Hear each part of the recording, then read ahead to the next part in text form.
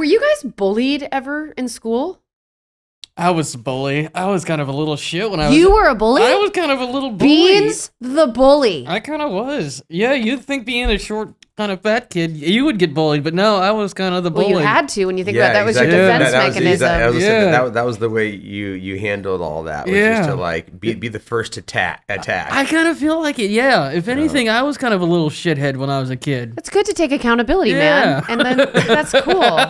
And you were you? No, I was never bullied, but it's interesting because I was always like I think coming from a family with 6 sisters, I don't know what it is, but I was around women so much in my life that I was always attracted to women. Like I never went through that boy phase where like women were gross to me. I was always attracted, and I always wanted to be liked. I still remember the first girl I had a crush on from like 3rd grade to 8th grade, Lauren Luziski, Luczkyski, not stalkerish at all. I just never forgot her name. Should we Google her? No. I'll go down that road. Have you Googled her? What is she doing now, Nick? No. It's super sweet. But I mean, like there was these 3 girls that I just wanted to like me so much. And so I spent there was no bullying, but it was kind of like this constant battle to like win their favor, and it never worked out well for me. Like, what would you do though? Like, what kind of stuff would you do? No, it's just like you're always trying to entertain and please and like follow them around, and it was like I'll never forget that I actually learned. This was back when Thriller came out. Oh, did you learn the dance? I learned how to do the Thriller dance. I feel like we all did back in the day. And that was even before my time. You know what's funny is there was another girl in school who was an older, like upper classwoman, class girl, Vanessa Richardson, and she was the one who I actually learned Thriller for, to try to do it for. When I did the Thriller dance on the the playground.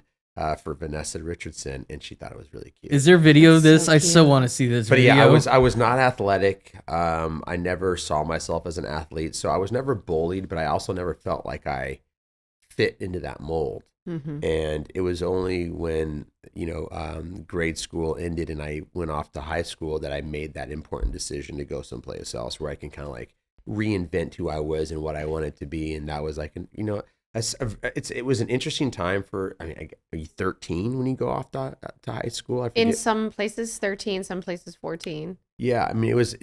I remember that moment so distinctly because it was like, go where everyone is going, the same high school where all my classmates were going to go to, or go to someplace entirely different.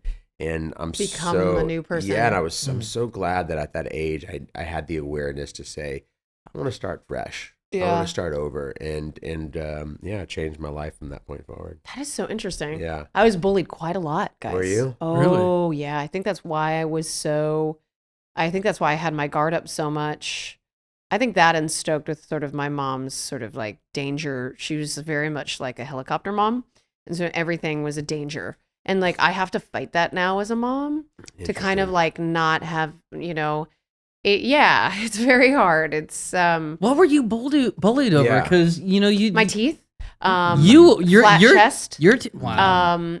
Things that I over time was trying to correct and now have since really come to understand my body and my mouth and whatever it is. Yeah. But like things I was super made even more hyper aware of once they were on camera, and then the only thing that I think that was the saving grace for me was that our fans were so young because they were younger than me. So I didn't feel judged by my fans. So like when we started going to places like Disneyland and seeing these young kids come up to us, it goes back to this idea that they've grown up, behind us, and they're coming back to us now saying, you were my childhood. So I've always felt a very like big sister thing to them. And sometimes we'll look at these guys that we've seen in the, people like, I don't know, I guess like someone like Drake, right? Where it's come up that, younger fans of his and him, like it wasn't consensual or something was gray areaed. And so that comes up sometimes. And it's like, there is a significant responsibility that you do have in your fans' eyes to kind of like lead them down the path of having a healthy relationship with you. So when people are like, oh, I wouldn't know what to do if I approach you, I'm like, if you come up to me, chances are you're going to be, if you even have to think about that, you're going to be nice. You're going to be you're doing the right thing. Yeah. I mean, I think it's an interesting conundrum because, yeah, I mean, I definitely feel a bit of responsibility to, you don't want to ruin someone's childhood. You don't want to disappoint them because that was such a kind of a precious, beautiful time in so many people's lives. Well, and it's like 1 second. So if you do something wrong in that 1 second because you're human, yeah, but I've had that happen. But that's also part of just being a human and being an adult. And if you really want to be like a good example, it's knowing that you are gonna fuck up. You are going to make mistakes. Yeah. No one's picture perfect, right? It kind of reminds me of the Sam Kinison joke, though. I don't know if you guys have ever heard this one. It's the one about how it talks about seeing Captain Kangaroo. There's a one on I think his second album. And the Captain Kangaroo is being Captain Kangaroo. He didn't realize the show would run for 50 fucking years. And, 6 years later, he's still Captain Kangaroo. But at the same time, yeah, it's great to do this stuff. And, you're so attached to the character and everybody loves you.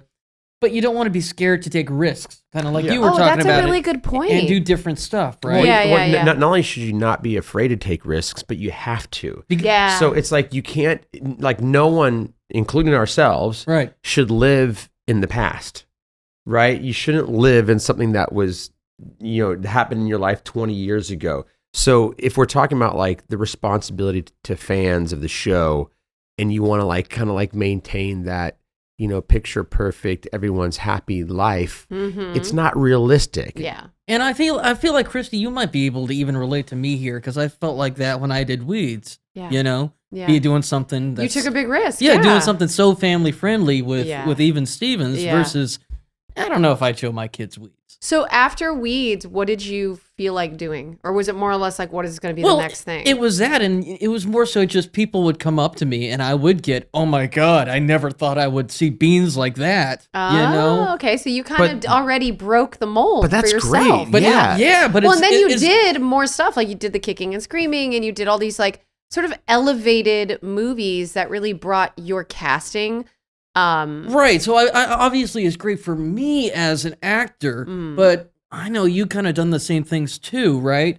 Where it's like, people see us so much as this one thing, and it's just a total mind fuck for them because they see us this way. Is it almost letting them down, or is it? No, I mean, first of all, anyone who is going to take your role in anything you do, because we become these characters. Overly, no, you're playing these characters. Well, obviously for us, but we got to look at it through the lens of the viewer. Well, no, I don't have to. I can understand why they feel the way they do, but I don't have to necessarily completely subscribe to the way, here's my point, is that you are just playing a part. Correct. Right? That's all you're doing. And if anyone becomes too attached to this idea that that's who you are, that's just, I'm sorry, but this is just a role, right? And I think that if anything, that's an important message to get across to anyone who's, watching you on television, is that these are just characters that are being portrayed, and they're not really us. Some of them do such a great job, though, because I remember I met Danny Trejo once. Literally the nicest guy in real life you'll ever meet. Yeah. The biggest teddy bear of a human being. And a beast of a businessman right now. Beast of a businessman. Yeah, he's killing it. But definitely, he's got that kind of, I wouldn't fuck with you persona, sure. Well, I mean, that's part of who he is as character, right? But that's not who actually, he's gotten really good at just playing himself in everything. But if you're a character actor, you can play many parts. It doesn't make you a killer. Right, yeah. It doesn't make you any of these things. And I think you're right. I think Danny Trejo is actually a really great model for you, Steven, as an actor personally. Because definitely. I think you still have so much time to craft a character career for yourself with the right kind of projects and working with the right people who get you for who you are now. It's just really hard. I mean, look, I have kids and I live in Austin. So I'm not trying to seek out that kind of creative stuff for myself. And obviously you work, so your time is limited with what you're able to do. But I do think that if you were to lend yourself to another project in the future, it'd be so cool to see you take that risk. Right. And I am manifesting that for you. And I think you're really talented. I always have. And you deserve respect. Thanks so much for watching this episode of the Even More Stevens podcast. For clips from our pod, go ahead and check out the PodCo YouTube channel. Links in the description.